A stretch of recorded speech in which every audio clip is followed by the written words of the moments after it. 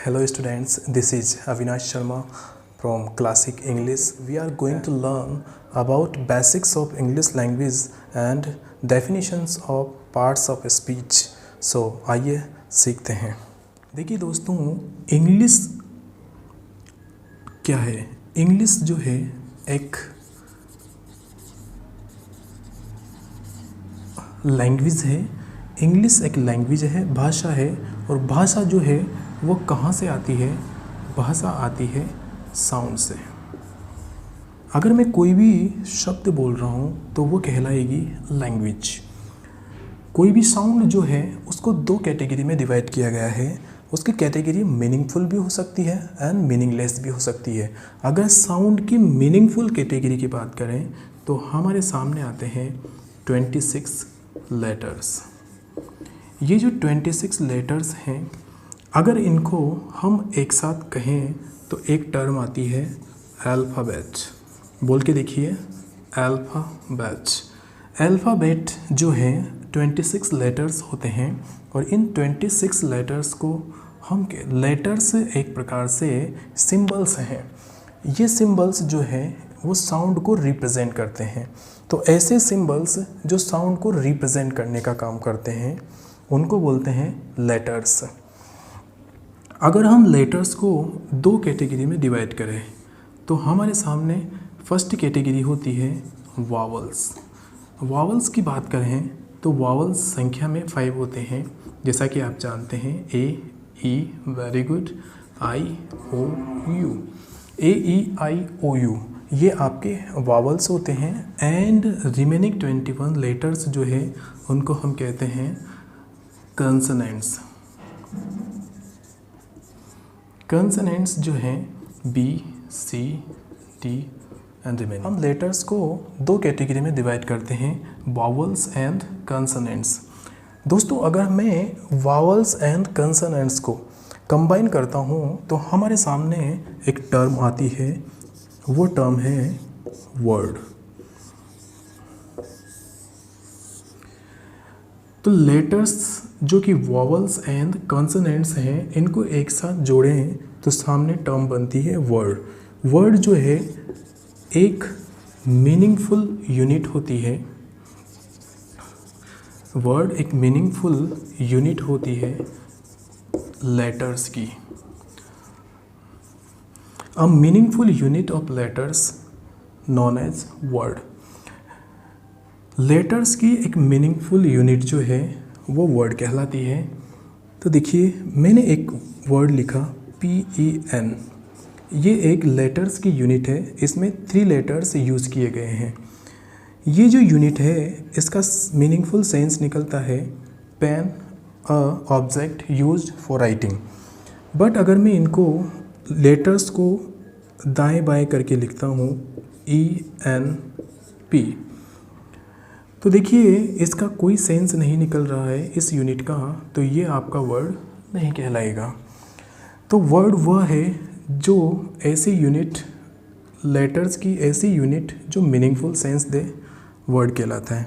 अगर हम इस वर्ड को आगे कैटेगरी में डिवाइड करें तो हमारे सामने आता है parts of speech. Parts of speech की बात करें तो इन पार्ट्स ऑफ स्पीच की टोटल संख्या होती है 8। 1 बाय 1 इनको मैं राइट करने की कोशिश करता हूँ। Noun, second is pronoun, third is adjective, fourth is verb, fifth is adverb, sixth is preposition, seventh is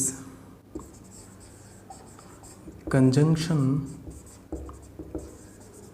and eighth is interjection।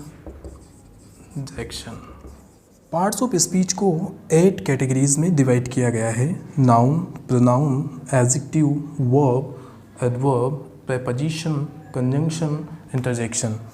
तो आइए इन पार्ट ऑफ स्पीच को 1 बाय 1 हम इनकी डेफिनेशन देखते हैं। First is noun.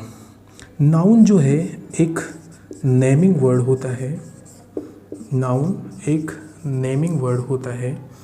Pronoun replaces noun, ऐसा word जो noun को रिप्लेस करता है प्रोनाउन कहलाता है, रिप्लेसेज अ नाउन।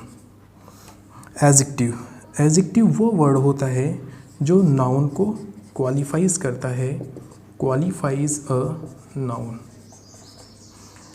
देखिए दोस्तों, नाउन को क्वालिफाई करता है ऐसा वर्ड जो नाउन को रिप्लेस करे प्रोनाउन कहलाता है। तो एडजेक्टिव नाउन और प्रोनाउन दोनों को क्वालिफाई करेगा। Adjective is a word which qualifies a noun and pronoun. Verb, verb is a action word. Verb action को रिप्रेजेंट करता है। अगर हम एडवर्ब की बात करें तो एडवर्ब जो है ये क्वालिफाइज करता है एक वर्ब को। Adverb is a word which qualifies a verb. Verb को क्वालिफाई करने वाले शब्द को कहते हैं एडवर्ब। नेक्स्ट आता है प्रेपोजिशन। प्रेपोजिशन एक रिलेटिंग वर्ड होता है, रिलेटिंग वर्ड। प्रेपोजिशन एक रिलेटिंग वर्ड होता है। यह दो शब्दों के बीच क्या रिलेशनशिप है, क्या रिलेशन है, इसको रिप्रेजेंट करता है प्रेपोजिशन। नेक्स्ट है कंजंक्शन। कंजंक्शन एक कनेक्टिव वर्ड है, कनेक्टिव वर्ड। कंजंक्शन एक कनेक्टिव वर्ड है जो two words, two sentence, two phrases, two clauses को कनेक्ट करने के लिए यूज़ किया जाता है। इंटरजेक्शन जब सडनली कुछ फीलिंग्स हमारे अंदर आती है, यानी कि सडन फीलिंग्स को एक्सप्रेस करने के लिए जिन वर्ड्स को यूज़ किया जाता है उनको बोलते हैं। तो देखिए हमने क्या सीखा, इसको रिवाइज करते हैं एक बार, आइए। देखिए दोस्तों, इंग्लिश जो है एक प्रकार से लैंग्वेज है। ये जो लैंग्वेज है इसको साउंड के बेस पर रिप्रेजेंट किया जाता है। अगर हम साउंड की बात करें तो इसको दो कैटेगरी में डिवाइड किया गया है। फर्स्ट जो है मीनिंगफुल और सेकंड इज़ मीनिंगलेस। अगर हम इसकी मीनिंगफुल कैटेगरी में देखें तो हम बात करते हैं 26 लेटर्स की। 26 लेटर्स को एक साथ अगर कहें तो हम कहेंगे अल्फ़ाबेट। लेटर्स जो है वो सिंबल्स होते हैं जो साउंड को रिप्रेजेंट करने का काम करते हैं। तो symbols which represent sound known as letters. Letters की अगर हम दो कैटेगरी डिवाइड करें तो first is vowels and second is consonants. Vowels A, E, I, O, U and remaining 21 letters are consonants. अगर हम वावल्स एंड कंसोनेंट्स को combine करते हैं तो एक टर्म आती है वर्ड। वावल्स एंड कंसोनेंट्स के कॉम्बिनेशन से वर्ड बनता है। वर्ड जो है एक मीनिंगफुल यूनिट होती है लेटर्स की। Word is a meaningful unit of letters.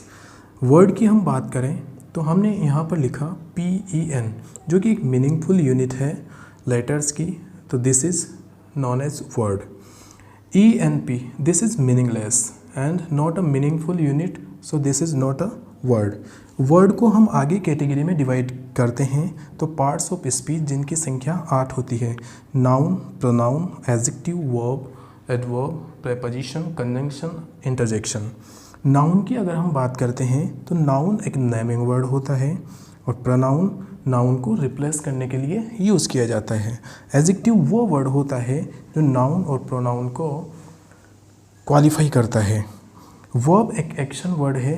Adverb की बात करें तो एक ऐसा वर्ड जो वर्ब को क्वालिफाई करता है एडवर्ब कहलाता है। प्रेपोजिशन जो है एक रिलेटिंग वर्ड है जो दो शब्दों के बीच क्या रिलेशनशिप है उसको रिप्रेजेंट करता है। कंजंक्शन कनेक्टिव वर्ड है, ये कनेक्शन बताता है टू वर्ड्स के बीच, टू फ्रेजेस के बीच, टू सेंटेंसेस के बीच। और इंटरजेक्शन जब अचानक से कोई फीलिंग्स यानी कि सडन फीलिंग्स जो है उनको एक्सप्रेस करने के लिए जिन वर्ड्स का यूज़ किया जाता है वो आपकी इंटरजेक्शन। सो आई होप आपको समझ में आया होगा। दोस्तों, यदि वीडियो पसंद आया हो तो आप प्लीज़ लाइक एंड सब्सक्राइब कीजिए और ज़्यादा से ज़्यादा इसको शेयर कीजिए।